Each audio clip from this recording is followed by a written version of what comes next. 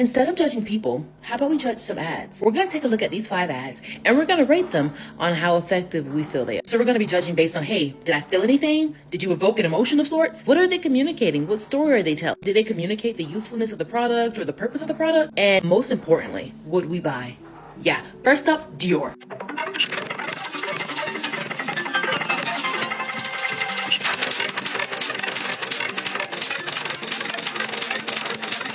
Definitely felt like I was sitting front row at some sort of like luxury fashion show. I felt like I was getting like a sneak peek of like what's to come for their winter line. So it definitely felt exclusive. I know I'm not their target audience, but it was kind of cool to kind of get that little taste of luxury, that little peek of luxury. It definitely, to me, communicated quiet luxury. We hear a lot about the silent luxury and whatever, but I definitely think that that was communicated. I like the shapes of a lot of like the blazers and stuff like that, but a lot of the colors were very like soft and muted and just kind of like not really standing out. But you can look at the material and be like, oh, that's high quality. That's like probably pretty pricey. Right? The purpose of the product was communicated. Would I buy? I like the pink blazer. So if the pink blazer was in my price range, probably. But because I know that Dior is luxury fashion, I likely can't afford it. So I probably won't be able to buy it even if I wanted to. So with all that in mind, I'm going to give that ad an 8. It did what it was supposed to do as an ad.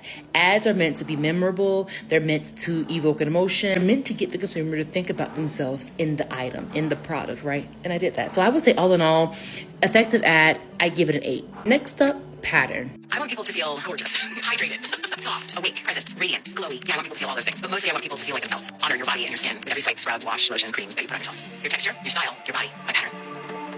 That definitely evoked belonging for me. Nice to see different body types represented. And it was also quite refreshing that they spotlighted stretch marks. And I think I would definitely buy the product for sure. So I would say all in all, I would rate that ad a 9. You know, it evoked an emotion, it told a story, and I would buy. All in all, I think that was a pretty strong ad for sure.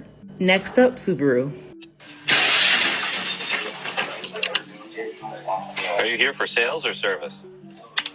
That very much gave me the office-like type vibes. It also captured the unbotheredness that I think a lot of us are currently experiencing. I think so many of us are just like overwhelmed and stressed at that when big things happen, we're kind of like, oh, what's new?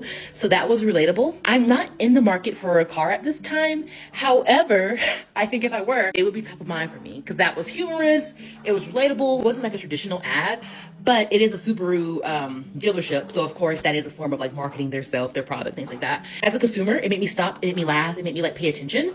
And if I needed a car, I would definitely consider them. So I think it did its job. Yeah, I think 7, 7.5, 8. Ordinary. It was cute. I definitely think the target audience would definitely be people who are like in their early 20s, younger people, teens, whatever. I'm not really that big into skincare, so I likely wouldn't buy the product, but I did think it was, you know, a good ad. I think it evoked an emotion. It was relatable, and it definitely demonstrated how to use the product. So I think it's a strong ad. I would give it a 9. Yeah. To round us out, recess.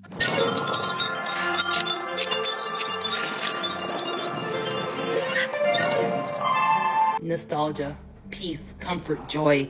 Would definitely buy the product. 10 out of 10. I'm running low on time, so bye.